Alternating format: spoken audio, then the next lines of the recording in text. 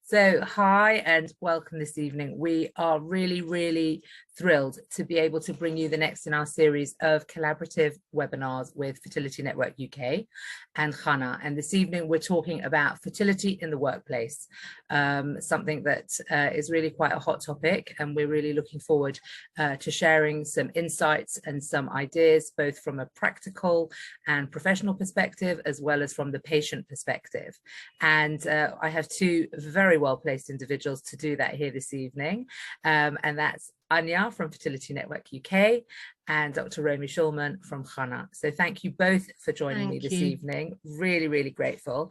I just thought I'd start by introducing each of you to our audience so that they have an idea and an understanding of your expertise and where you're coming from with all of this. So Anya is a proud North Londoner. She's worked here and raised her family here all her life. She's a mum of 3.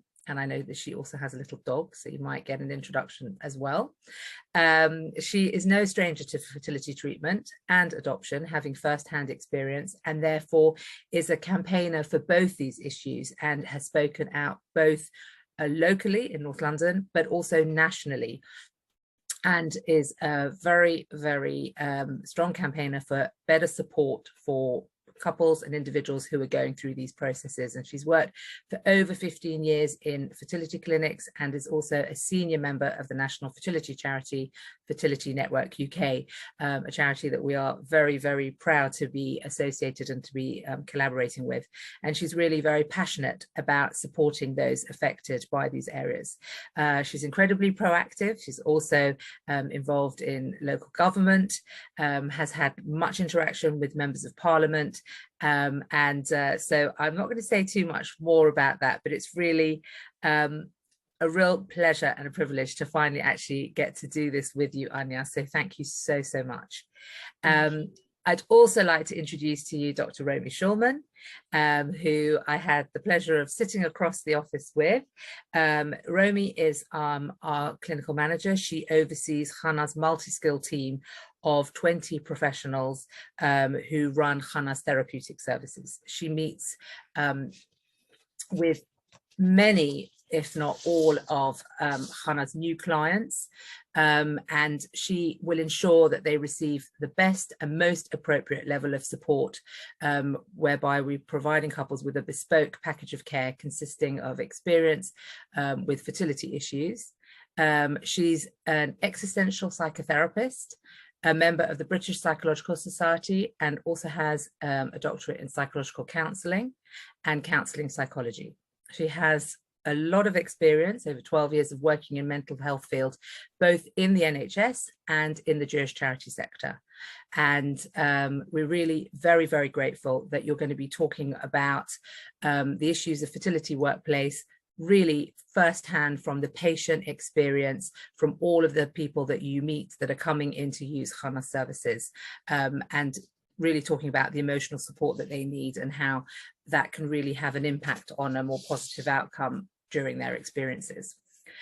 So I thought we'd kick off, Anya, if you're happy to give us some ideas and really an understanding of the history of FNUK, Fertility Network UK, how this has all started, and to give us a bit of an insight into your organisation, please.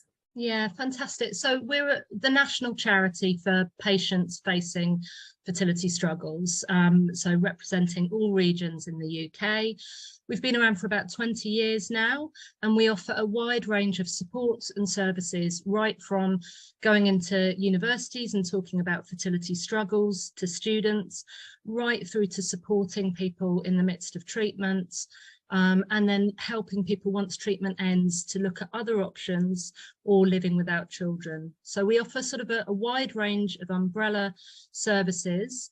We're a campaigning charity, so we've campaigned for many years around fair funding, for example, of IVF treatment. We're now campaigning around the whole issue of workplace understanding and support for those facing infertility.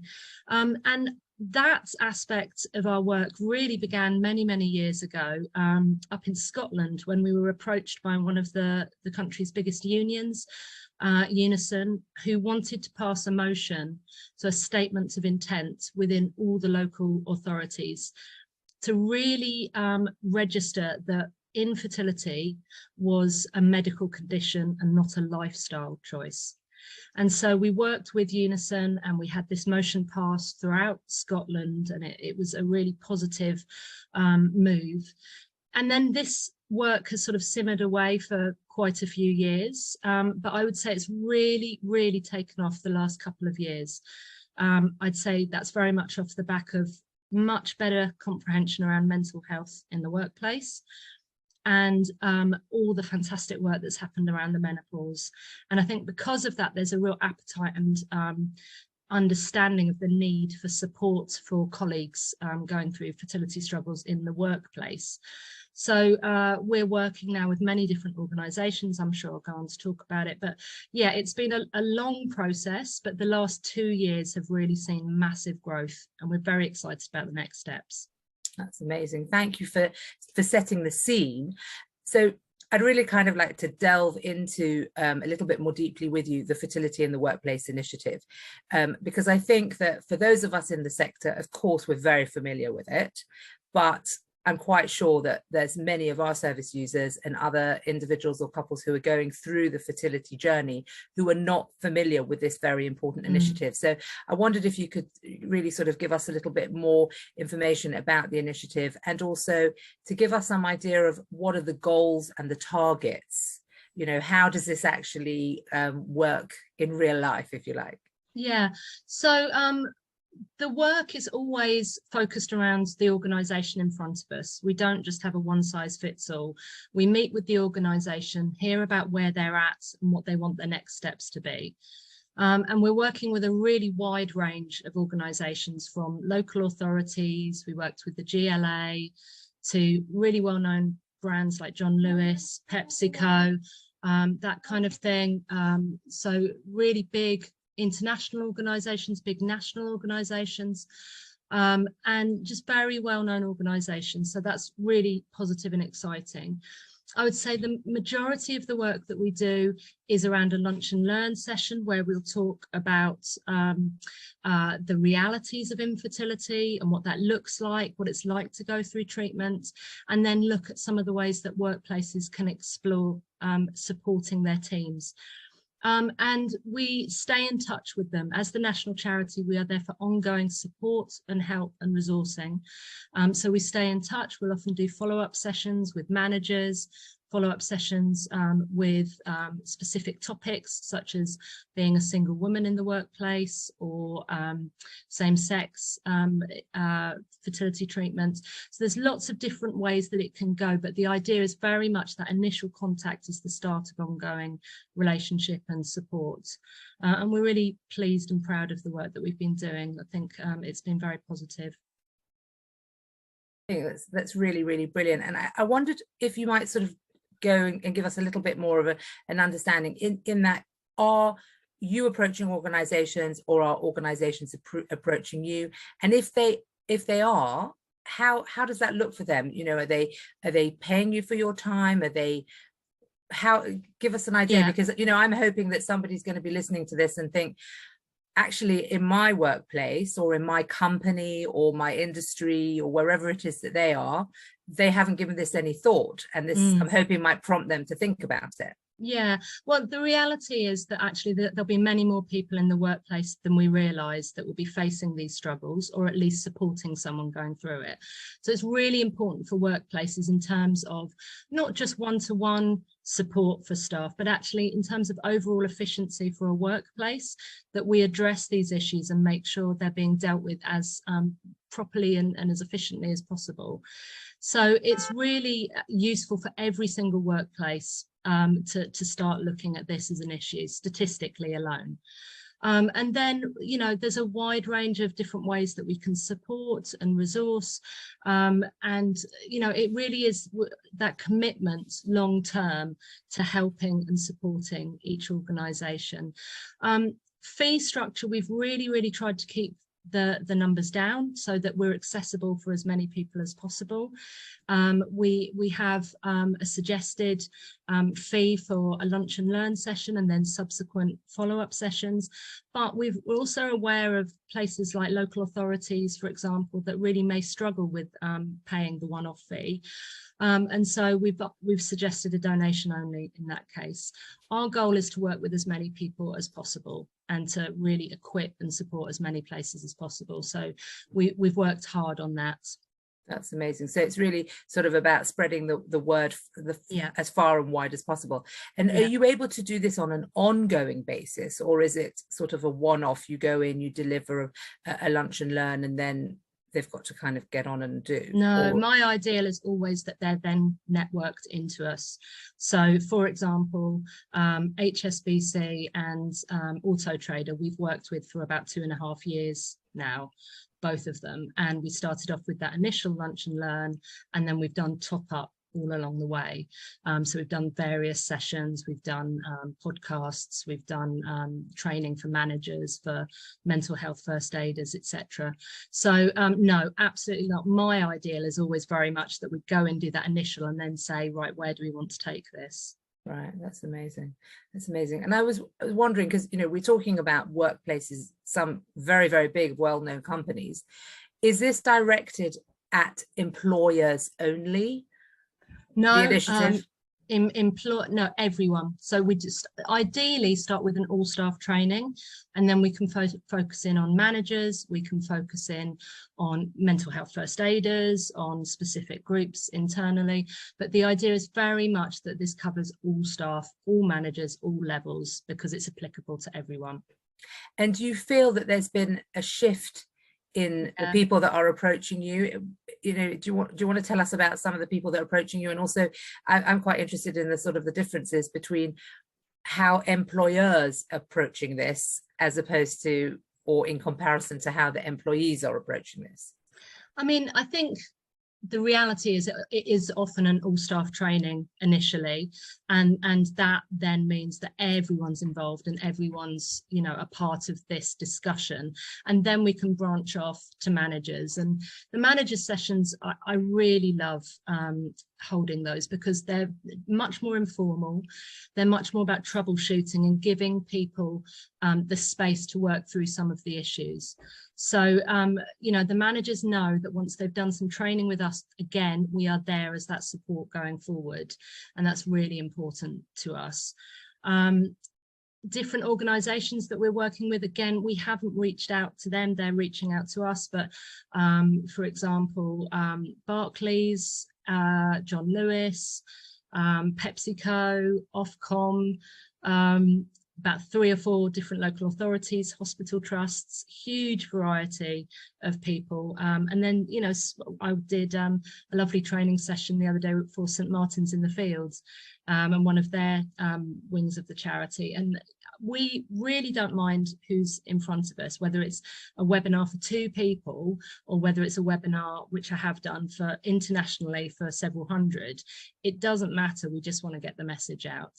That's amazing. So it doesn't really matter the perspective. It's it's whoever, if an employee felt that they needed that support in their workplace, is it something that they should be thinking about maybe introducing that into their workplace? Yeah, often we are approached by an employee who's been through something and who wants a little bit of workplace support and training to be offered.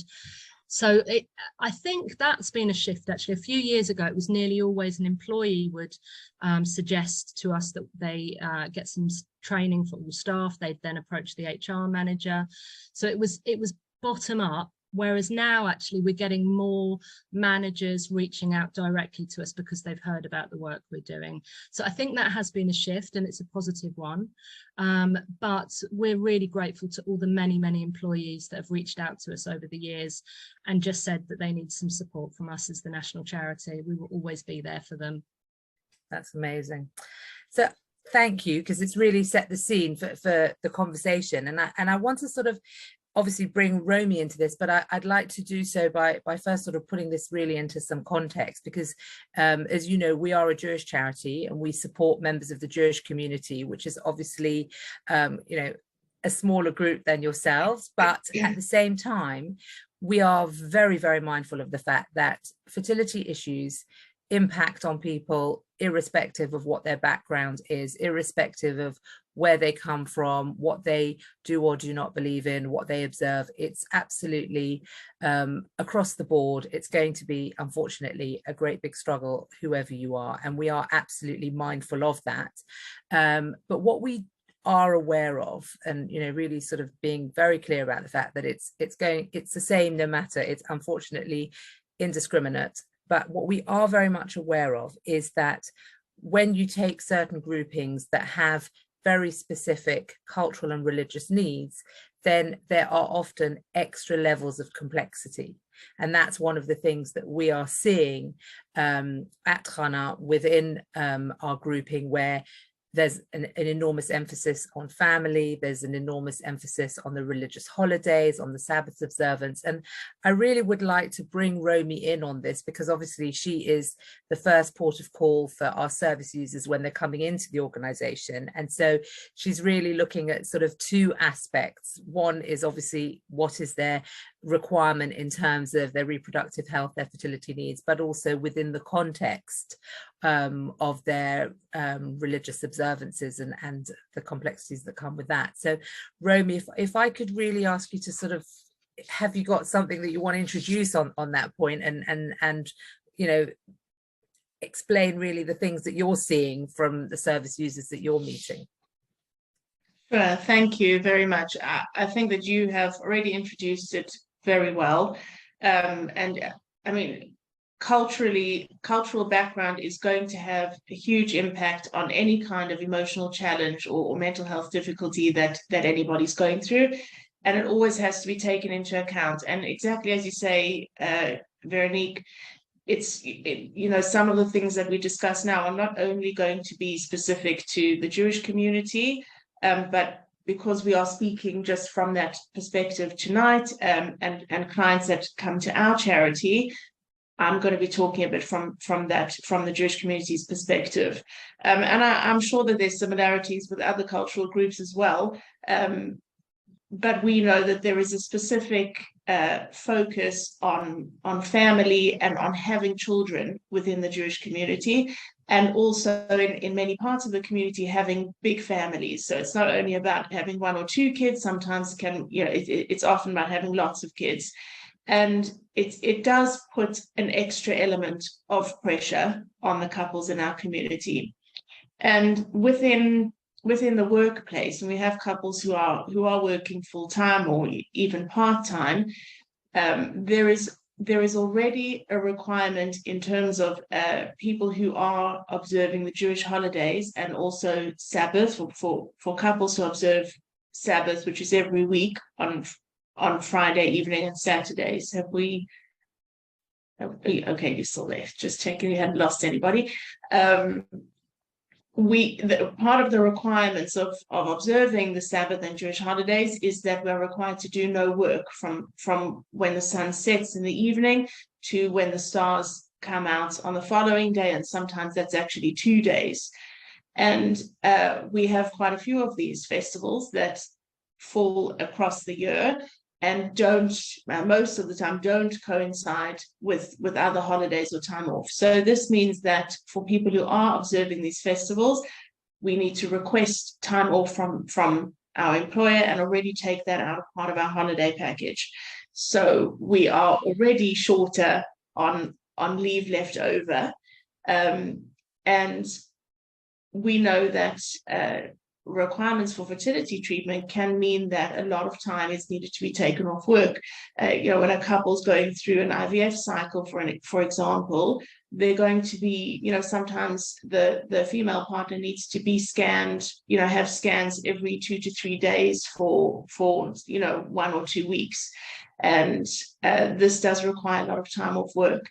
And so we wanted to sort of introduce that tonight and to ask if you have any thoughts or suggestions, Anya, on how one can approach their employer about this extra time off?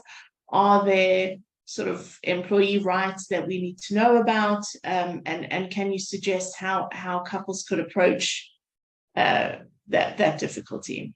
Yeah, absolutely. I mean, this is the thing. There aren't many legal rights. And actually, there's an MP called Nikki Aitken who is pushing a bill through Parliament as we speak. It's on second reading at the moment, around legislative rights for fertility treatment specifically. And as you said, it's really important.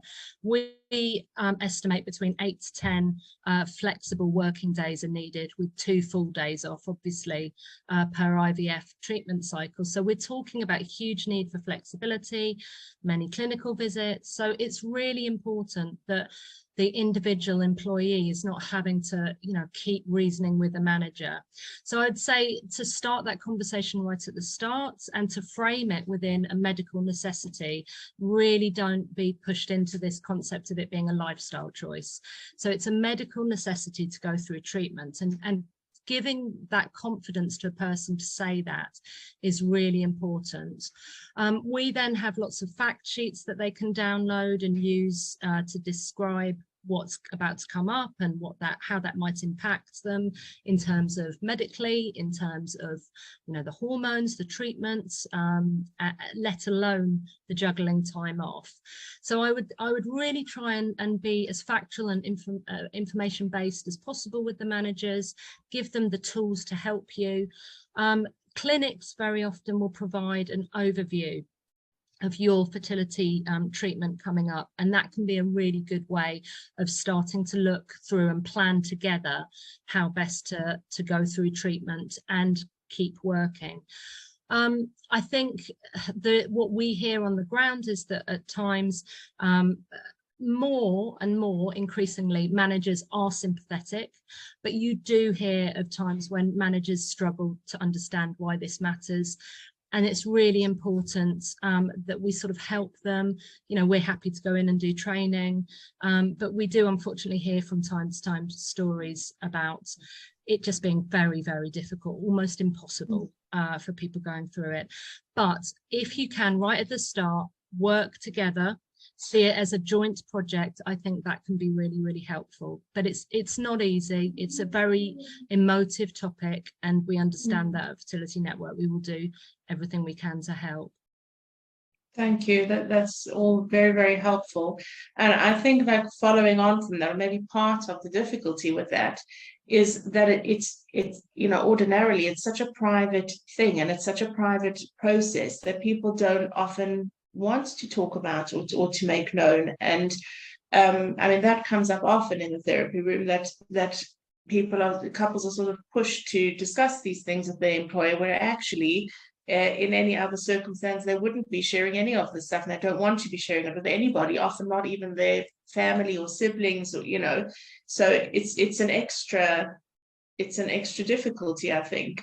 So are there any guidelines on if somebody does start that conversation from the beginning, as you suggest? Are there any guidelines as to how much or how little, I suppose, can be said when approaching a manager? I think it's really personal. There isn't, we can offer guidance and support, but I think it's really open to the individual manager before you and your working relationship with them, what that's like. There isn't a specific template for how to deal with this, but I do think going in with that framing in your own mind that this is a medical treatment rather than I'm asking for something I shouldn't really ask, or all of those kind of things. Go in sort of head held high that this is a necessity, and then go in with that spirit of collaboration. And I think those 2 key things will really help. But of course, it's an emotive topic. Of course, at times it can still feel a bit taboo. It can still feel a bit uncomfortable to discuss these things.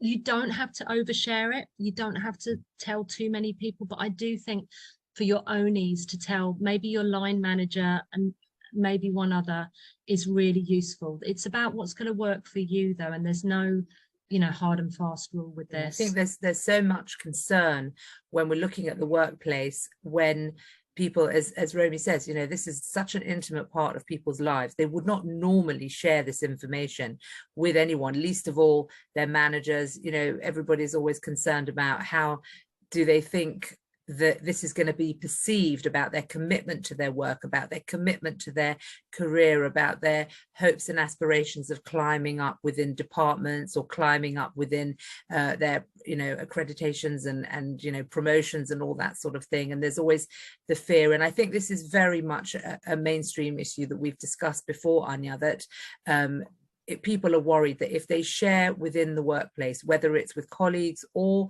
senior staff and managers, that they're thinking about starting a family, that is there a risk that they'll be bypassed when it comes to promotions, or is there a risk that there'll be something on offer that could further their career and they're going to be overlooked because they want to have a family. It's not considered that they're serious about their career. And of course we know how wrong that is. Yeah. But for some there is that fear as well. Yeah, it's very common. Career progression is one of the big key factors that holds people back from sharing. And unfortunately, very small numbers, but we do see from time to time that happening. But I would say that that's getting much, much less. It's much less common. As we carry on these conversations, as the national conversation shifts, that will become even less. So really, although, yes, it's not enshrined in law that you are entitled to time off for medical treatment, for fertility treatment at the moment, pleased that this changes in the next few months, it still is much more understood that fertility treatment is a real issue and a medical necessity. And because of that, I do think there's much more sympathy and empathy within the workplace. And I'm hopeful that we're seeing real shifts and change, but I'd never negate people's concerns around career progression and around this being a sensitive topic. It just is. Yeah.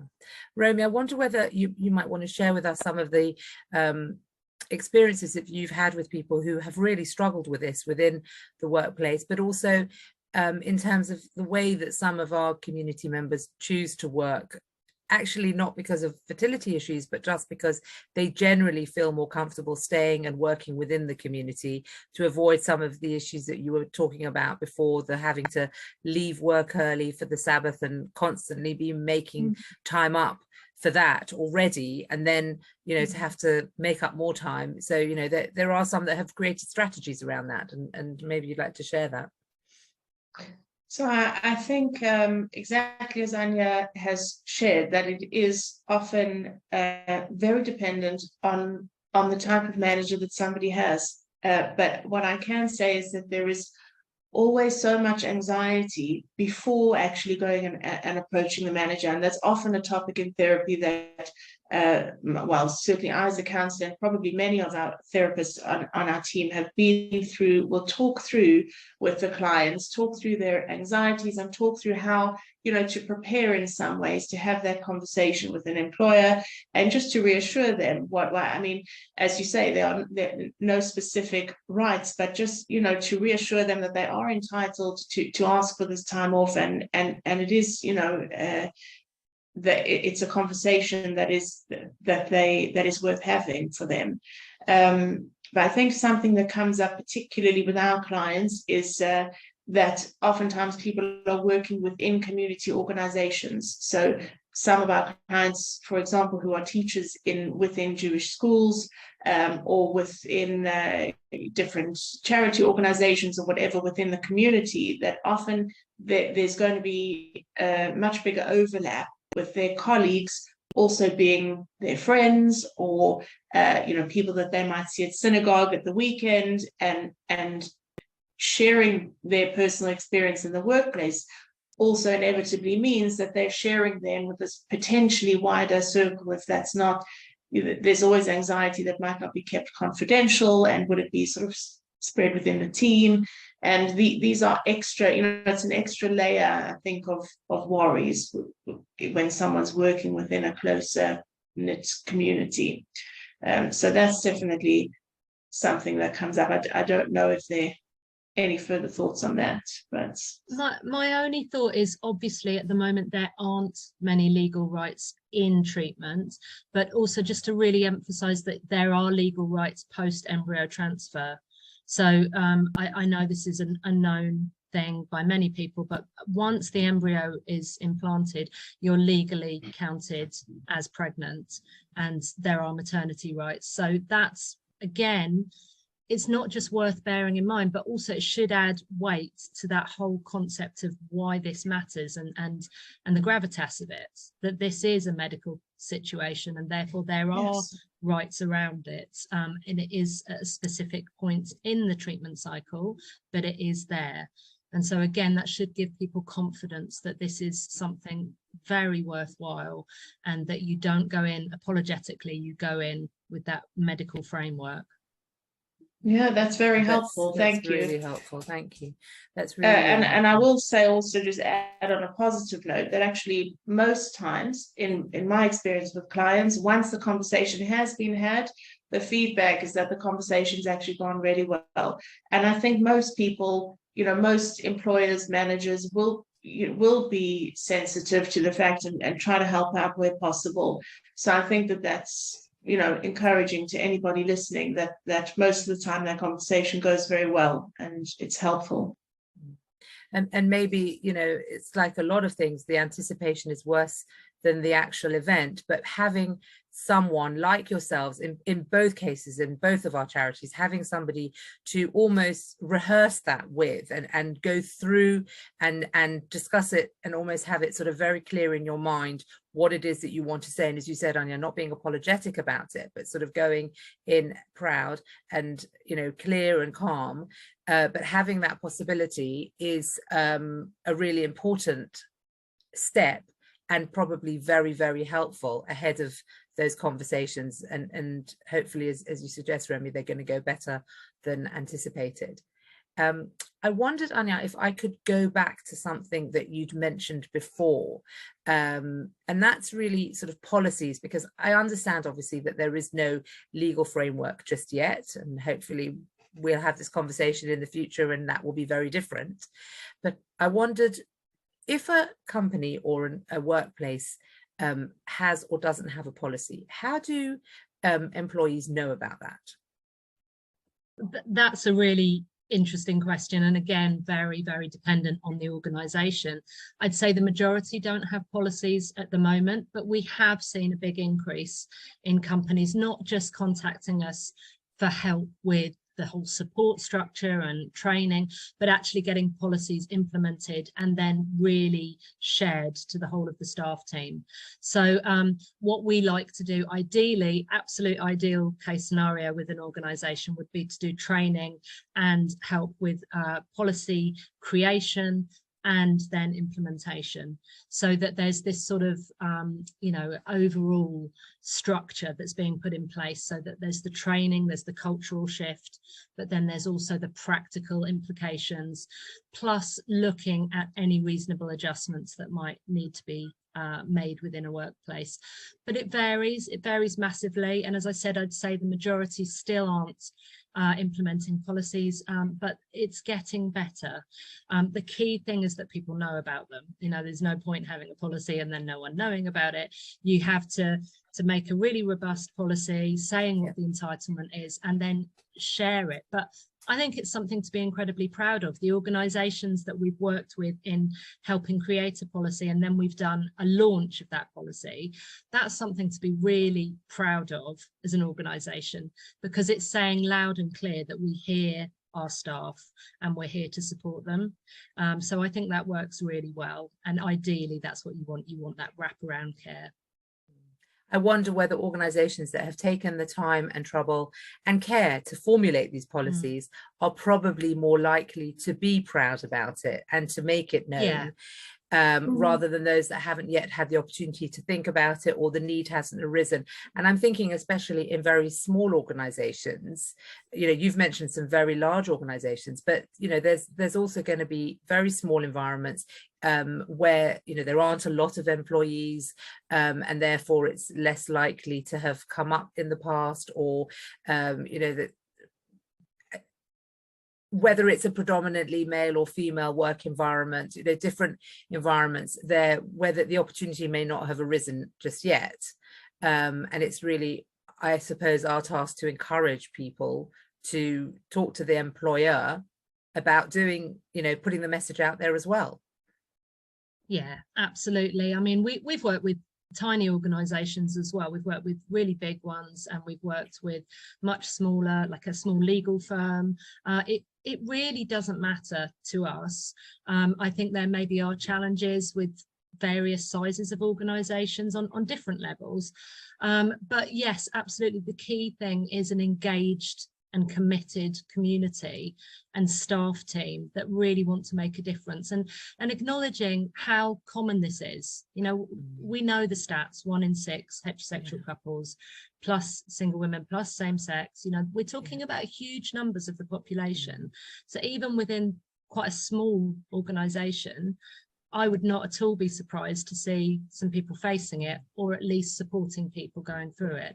So it is important, no matter what the size. So Romy mentioned a particular group of people in the workforce, and I'd like to go back to them because I really would love to hear your thoughts on it. And that's people who are working in the teaching profession, who are working in schools, who are working with children. I know, Romy, you mentioned it very briefly. Would you like to elaborate a little bit more on the experiences that you've had with some of our service users who are in the teaching profession? I think it's often actually particularly difficult for clients who are teachers.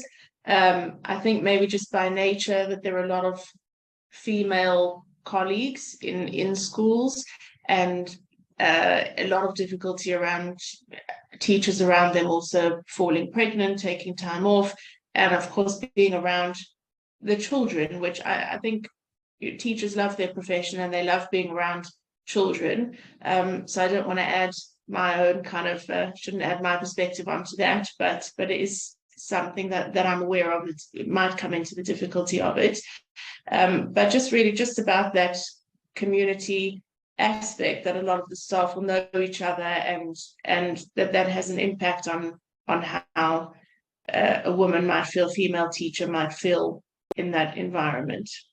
I also think that it's one of the professions, and there are many others I know, but it's certainly one that springs to mind where you haven't got the flexibility that you might have in some other situations where, if you have to move a meeting for an hour, most of the time colleagues will be understanding, or whoever it is you're meeting with will be understanding.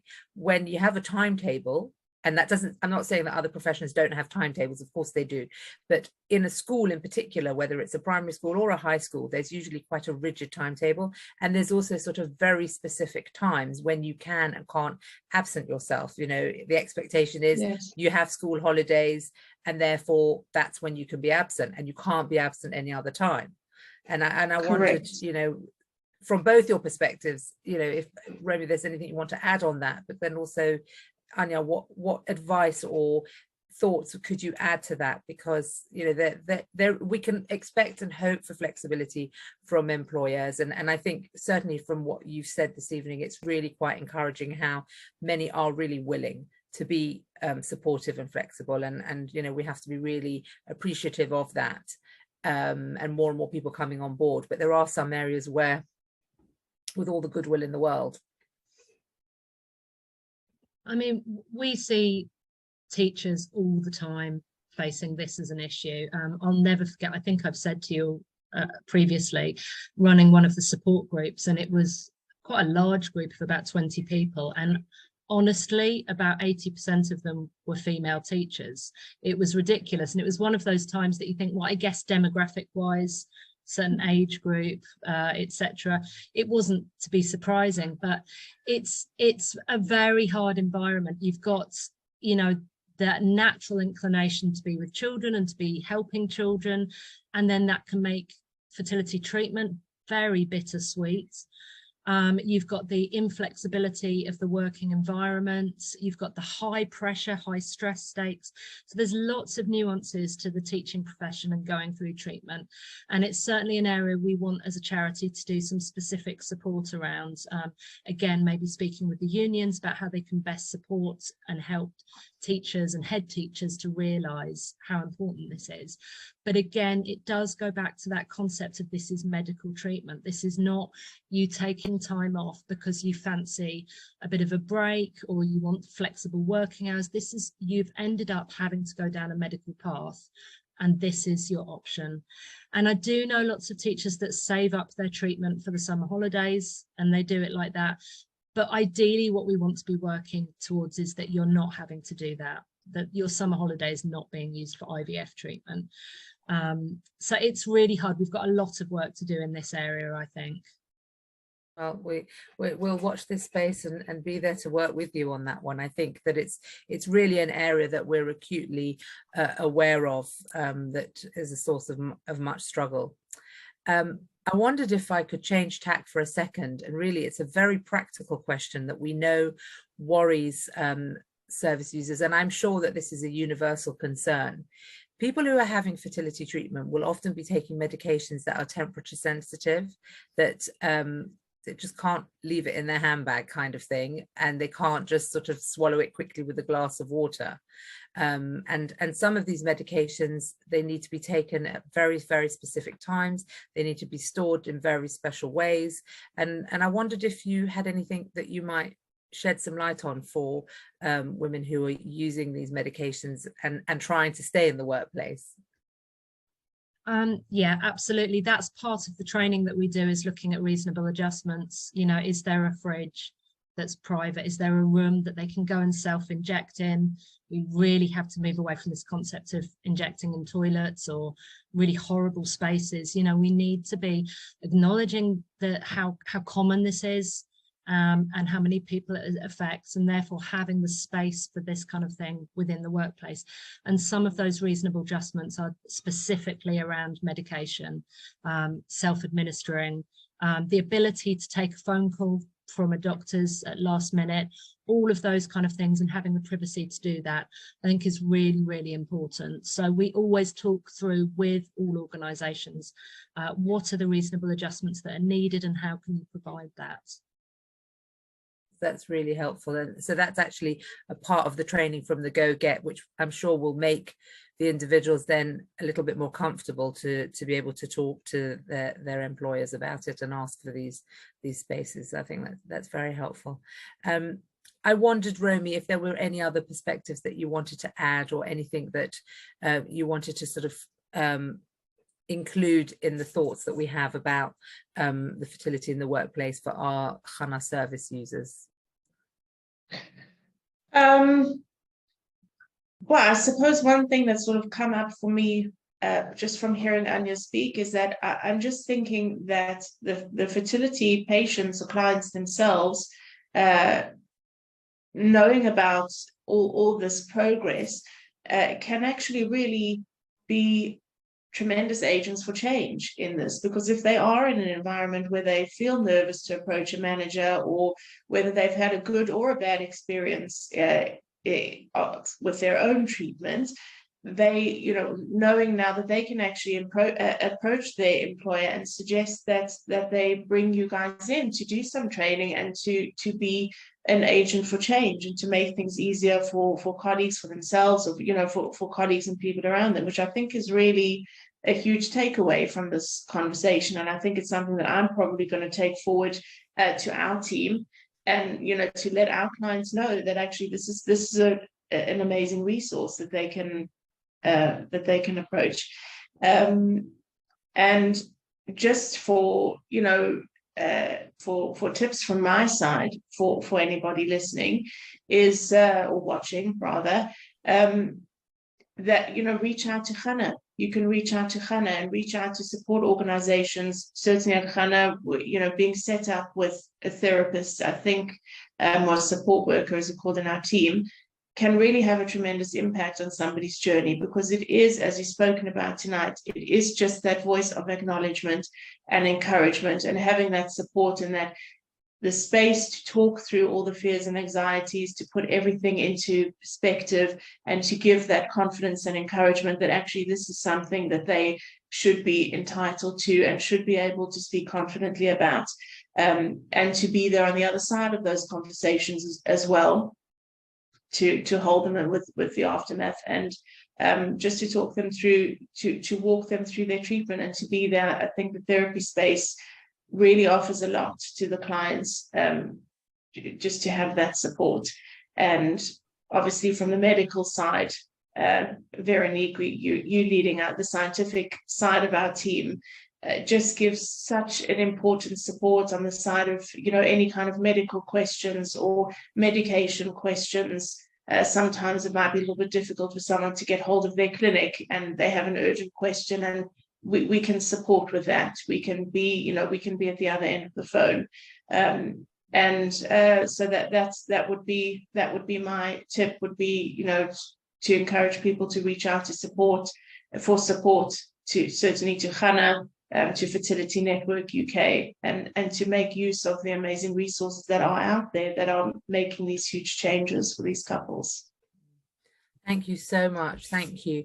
Anya, any closing thoughts or tips that you'd like our viewers to take away with them? And it's interesting because Romy, you prompted a thought in my mind when you were talking about people finding it difficult sometimes to reach their clinics, or I think that talking to your clinic about your workplace is something that this conversation hopefully will also encourage people to do, that in the course of the preparation towards their treatments or towards their planning towards their treatments, to think about how that's going to fit in with their workplace. My experience of working with clinics is they are also very understanding of the fact that people have a life, they have a job, or they're doing something, whatever it is, and that the workplace is a really important part. And unfortunately, for those people who are funding their treatments, the workplace becomes even more important to them. And the clinics are really, really supportive of trying to accommodate. In the main, I've certainly found that they really do try to accommodate the workplace and the treatment process simultaneously. So it's important to have that conversation as well. Sorry, Anya, I did preempt you. Any tips, anything to... Well, funnily enough, it's just reminded me as well, that phrase about it takes a village to raise a child. Well, I also think it takes a village to create a child in some ways, in some circumstances. And so that sort of team ethos of, you have Fertility Network, you have Chana, you have the clinic, and not seeing them as spread out, but actually as a holistic part of the whole, moving you forward. So I love that concept of speaking to the clinic about the workplace, speaking to the workplace about the clinic, who are the friends, who are the allies, who are the support structures that will keep you going. This process is one of the most demanding moments in your time that you will face. It will be one of the biggest life events, and because of that you need every ounce of support that you can possibly get. And so I'm hugely grateful to organizations like yours for the work that we do. There's some other fantastic organizations, and just call on them, grab them, and build that support structure around you, but including workplace and clinic, as you said. I think that's spot on. Yeah, that's brilliant. Thank you both so much. I think it's been a really, really worthwhile conversation. We've really covered some important points that I hope our listeners and viewers will gain from. If you didn't get the answer to the question you had before you logged in to listen to this, please reach out to us. We're all waiting, whether it's at Fertility Network UK or at Chana, to answer your questions, whether it's by email, whether it's through our telephone helplines, other webinars. If you go to Fertility Network UK, you'll find more webinars than you can watch in a week.